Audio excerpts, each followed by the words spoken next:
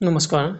UPSC অৰ্থাৎ union public service কমিশ্যনৰ অধীনত civil ছাৰ্ভিচৰ যিটো এপ্লিকেশ্যন আহিবলগীয়া আছিলে 2025 চনৰ সেইটো অলৰেডি আহি পালেহি।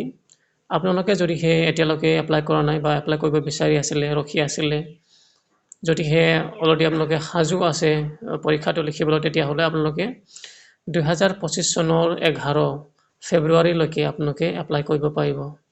এতিয়া অলৰেডি এক্টিভ হৈ গ'ল যিটো লিংক, সেইটো আপোনালোকে আজিৰ পৰাই অনলাইন এপ্লিকেশ্যনটো বা এপ্লাই কৰিব পাৰিব।